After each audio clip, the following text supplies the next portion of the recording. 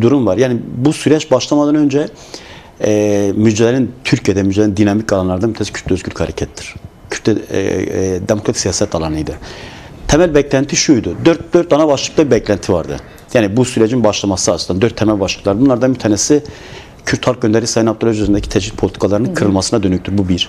İkincisi savaşın durmasıydı. Yani bir zemin ortaya çıkması aslında. Üçüncüsü kayın politikaları.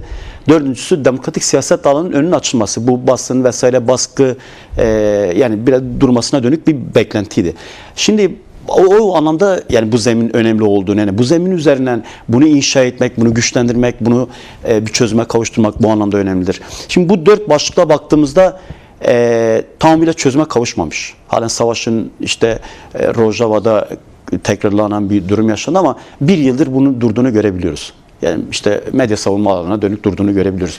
Kürt Halk Önderi Sayın Abdullah Öcalan'a dönük bir tecritin nispeten olsa durduğunu, görüşmelerin devam ettiğini, bu sürecin aktif dahilcisi olduğunu görebiliyoruz. Kayyum halen devam ediyor. Yani atanma yani şey olarak kayyum geri çekilmedi ama kayyum süreci durdu. Yani bu bir yıldır kayyum atanmıyor. Bu boyutuyla önemli. Demokratik siyaset nispeten de olsa en azından her gün operasyonel olduğu bir durumda durmuştur. Dolayısıyla bu zemin önemli. Bu zemini değerlendirmek, bu zemini güçlendirmek ve bu zemin üzerinden demokratik siyaset alanını inşa etmek önemlidir diyeyim. Ya şöyle öncelikle ya bu sürecin başlamasıyla birlikte ya da raporla birlikte aslında gelen tartışmalar şöyle psikoloji yaratılmaya çalışıyor. Yenilme ve yenilgi psikolojisi yaratılmaya çalışıyor toplumda özellikle. Ya bu Kürt toplumda derinleştirilmeye çalışıyor. Ya bu süreçle birlikte aslında öne çıkan temel noktalardan bir tanesi Kürt Halk Önderi Abdullah Öcalan'a dönük, paradigmasına dönük başlatılan bir yıpratma kampanyası. Yani bu paradigmaya saldırıların yoğunlaştığı bir süreçtir de aynı zamanda. Özellikle sürecin başlamasıyla birlikte, 27 Şubat'ın başlamasıyla birlikte, son Rojava süreciyle birlikte böylesi bir yaklaşımın olduğu görülebiliyor. Şimdi bununla birlikte yani özellikle sosyal medyada bu tartışmanın daha çok yoğunlaştığı, sürekli tartışıldığı paradigmasına dönük saldırıların yani direkt saldırı boyutuyla gelişen, yani eleştiri vesaire boyutunu aşan ama direkt saldırıya dönüşen durumlar var. Ama bununla birlikte şunu görebiliyoruz. Yani sahada DELKA'nın da sahada bulunduğu işte toplantılara vesaire şunu net olarak görülebiliyor. Halkın bu paradigmaya, özellikle 23 Şubat çağrısına sahip çıktığını, bunun arkasında durduğunu, desteklediğini ama bununla birlikte hepimizde olan, aslında toplumda olan kaygıların da olduğunu belirtiyor. Yani biz paradigmaya, Kürt Halk Önderi Abdullah Öcalan'ın bu başlatmış olduğu barış ve demokratik toplum çağrısına biz sahip çıkıyoruz. Biz bunun yürütücüsü olmaya, bunun destekçisi olmaya, bunun dinamik gücü olmaya hazırız ama bununla birlikte işte devletin atması gereken adımlar noktası var. Yani buradan baktığımızda halkın bu yönlü bir ciddi bir beklentisi var. Yani en temel beklentilerinden bir tanesi Kürt Halk Önderi Abdullah Öcalan'ın özgürlüğüdür, koşullarıdır. Yani şunu net olarak soruyor, sorguluyor da. Yani işte bu süreç böyle devam ediyorsa, bu süreci bir aktörü Kürt Halk Önderi Abdullah Öcalan'sa neden halen bu koşullarda tutuluyor? Bu net. Yani fiziki özgürlüğünün sağlanması gerekiyor bu süreçle birlikte ama halen özgür yani fiziksel anlamda bu süreci yürütemiyor. Bu temel beklentilerden bir tanesi. Eleştiri olarak halkın artık bunu bulunan koşullarda kabul etmediğini görebiliyoruz. Yani dolayısıyla bunu yer yer işte açıklamalarla özellikle son 15 Şubat Uluslararası Komplo Yıl Dönümünde bütün kentlerde, Kürdistan kentlerinde, Türkiye metropollerinde çok farklı geçti, çok güçlü geçti. İşte Sayın Abdullah Öcalan'a dönük özgürlük taleplerinin çok güçlü olduğu kitlesel yürüyüşler gerçekleştirdi. Bu yani sadece burada da değil. Yani işte Avrupa'da, dünyanın birçok kentlerinde bu talep net olarak dile getirildi. Bununla birlikte bir diğeri bu süreçle birlikte aslında halkın bu yapılan toplantılarda, buluşmalarda işte 1. yıl dönümünde diğer beklentilerdir. İşte o kayyum politikalarının artık yeter. Yani bu artık herkes bunu söylüyor. Devlet Bahçeli bunu söylüyor. İşte son raporda bu çıkıyor, bu tartışma yürütülüyor. Kayyumların artık geri çekilmesi gerekiyor. Halen bunu karşılanmadı. Artık en son Devlet Bahçeli'nin değerlendirmesi şeye dönüştürmüştü. Tekelemeye dönüştürmüştü. İşte Ahmetler göreve vesaire durumu vardı. Bununla birlikte işte demokratikleşmedir. Halen özgür basına dönük kimi işte yasakçı yaklaşımların devam ettiği, sayfaların kapatıldığı, medya haberin olsun, yeni yaşamın olsun, Kürt basına dönük halen müdahalelerin olduğu bir süreci devam ediyor. Bunlara dönük ciddi anlamda eleştiriler var. Ama ortaya çıkan şöylesi bir zemin var. Yani bütün bunlara rağmen bu sürecin daha da geliştirilebileceği, bu sürecin daha da ileriye götürebileceği bu zemini de değerlendirme noktasında halkın bir kararlılığını olduğunu görebiliyoruz. Son Rojava ile birlikte işte bu özellikle gelişen saldırılarla birlikte ciddi anlamda bir halkın bu sürece sahip çıktığını, bu süreci desteklediğini, bu sürecin dinamik gücü olma noktasında ortaya koymuş olduğu bir zemin olduğunu da görebiliyoruz. Şunu belirteyim, yani bu ilk bölümde aslında biraz tartışmıştık. Yani bu sürecin bu noktaya gelmesini isteyenler kimlerdir? Bu zemini kim istiyor? İlk başta talep eden kimlerdir? Şimdi bunu Kürt Özgürlük Hareketi, Kürt halkı, bunun muhatabı olan Kürt Halk Önderi Abdullah Öcalan'ın talep ettiği, yıllardır aslında bunun mücadelesini verdiği, bunun iradesini ortaya koyduğunu görebiliyoruz. Ve bunu şimdi değil, 92-93 yılından beri sürekli bu zemini öne çıkarmaya çalışan, bu zemin oluşmasına dönük büyük bir çaba ortaya koyduğu bir durum olduğunu görebiliyoruz. Yani aslında ilk bölümde de belirtmiştik ya 4 talep var. Temel 4 tane talep var bu sürecin oluşmasına dönük. Ve biz bunu talep ediyorduk. Yani bu zemin oluşması için bu 4 talepte bir ilerleme olursa, bir adım atılırsa bu bir zemin olur. Ve bugün işte son görüşmede Kürt Halk Önderi Abdullah Öcalan'ın belirttiği entegrasyon sürecinin başlama sürecidir. Şimdi bunun üzerinden evet yani İkbal annenin de belirttiği bu ülkede çok büyük acılar yaşandı.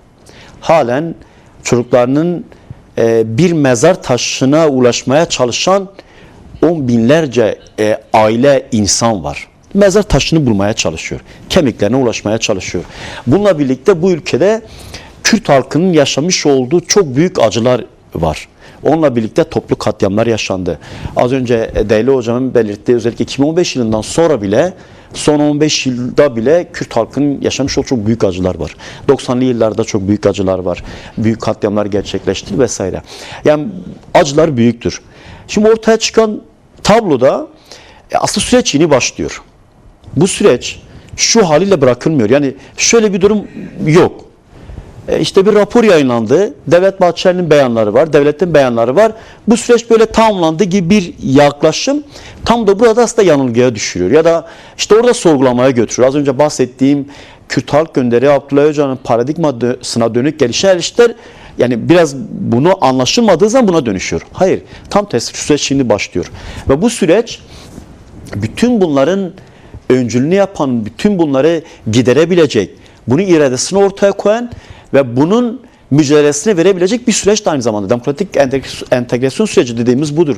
Demokratik entegrasyon süreci sadece devletin taleplerini karşılayan ya da devletin kendisine göre ortaya koymuş olduğu bir hat olmayacaktır. Bunu net olarak görmek gerekiyor. Yani silahlar bırakılsın, işte örgüt kendini feshetsin, biz ona göre adım atarız yaklaşımı değildir.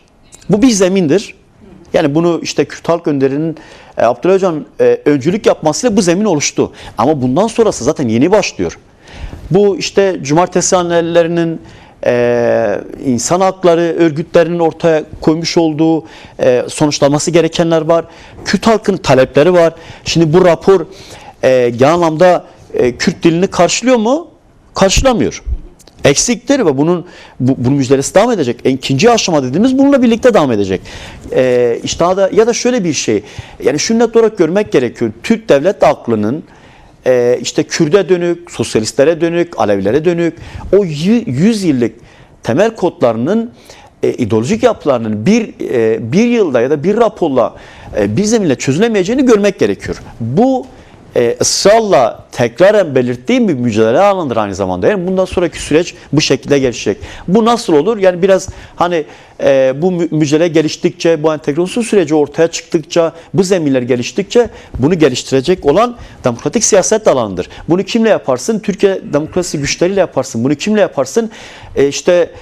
CHP şu an bir ana muhalefettir. Bununla yaparsın. Bu Kürt halkının ortaya koymuş olduğu mücadele yaparsın. Kadınların, gençlerin, emekçilerin bu sürecin demokratikleşmesi, Türkiye'nin demokratikleşmesine öncülük yapmasıyla bu gerçekleşir. Yoksa sadece şu rapor üzerine bir değerlendirmeye girersek evet yani şeye düşeriz. Bu hayal kırıklığıdır. Bununla hiçbir şey çözemezsiniz. Zaten bu haliyle baktığımızda bu sürecin devam etmiyor. Bu süreç bitmiştir yaklaşımı orada. Dolayısıyla buradan değil gerçekten yani bu sürecin bundan sonraki özellikle ikinci aşamanın bu zeminin ortaya çıkarıldığını ve bu zemin üzerine bu inşa edildiği demokratik toplum süreci inşa edildiğinde bu sorunun hepsi çözecek. Yani cumartesi ailelerinin, yakınlarını kaybeden ailelerini, faili meçhullerin aileleri ya da işte o mezar taşına ulaşmaya çalışan o ailelerin şunu bilmesi gerekiyor. Kürt Özgürlük Hareketi'nin, Kürt Halk Önderi Abdullah Öcalan'ın bu sürecin muhatabı, bu sürecin öncüsü, bu sürecin yürütücüsü rol ve misyonu üstlenirken bütün bunların muhatabı olduğunu ve bütün bunların mücadelesini vereceğini, bunların gerçekleşmesi için zemin yaratacağını ve bunu geliştireceğini bilmek gerekiyor. Bu da son olarak sadece kendisinin ortaya koyduğu beyanla değil, bu da yine mücadeleyle gerçekleşecek bir durum olacağını belirteyim. Ya şöyle öncelikle şunu belirtip oraya yani sorduğunuz soruya geleyim. Yani son Rojava Kürtler, Kürt siyaseti açısından, Kürt demokratik siyaseti açısından da iyi bir örnektir.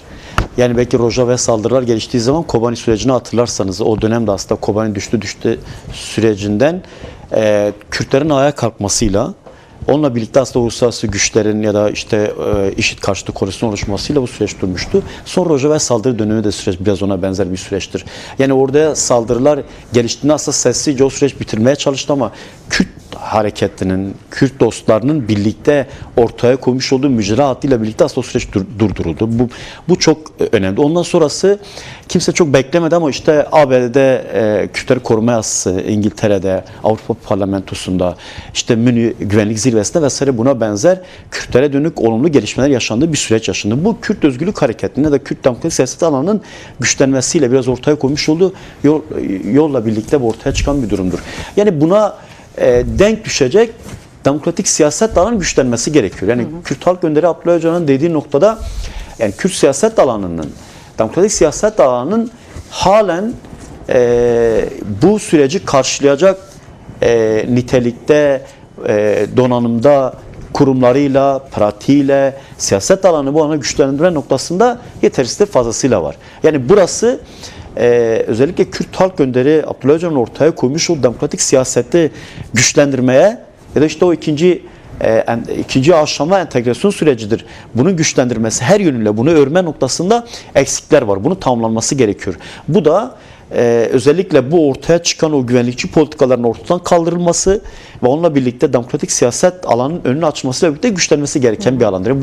Bu yönlü Kürt siyaset alanında, demokratik siyaset alanında eksikler var ama önümüzdeki sürecin bu özellikle güvenlikçi politikanın ortaya kalkmasıyla birlikte bu sürecin güçlenerek ortaya çıkabileceğini görebiliriz. Dolayısıyla demokratik siyaset alanının bu anlamda güçlenmesi gerekiyor.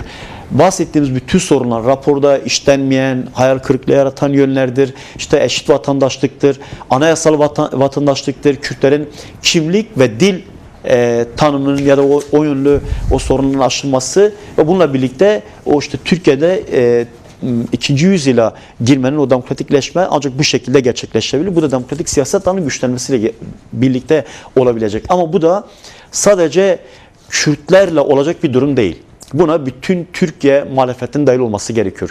Ana muhalefetten, demokratik siyaset alanından, işte Türkiye Sosyal Hareketi'nden gençliğine, kadınlara, emek alandan emekçi sınıfının bu sürece dahil olmasıyla birlikte örülecek bir Türkiye inşası ancak bu şekilde gerçekleşebilir diye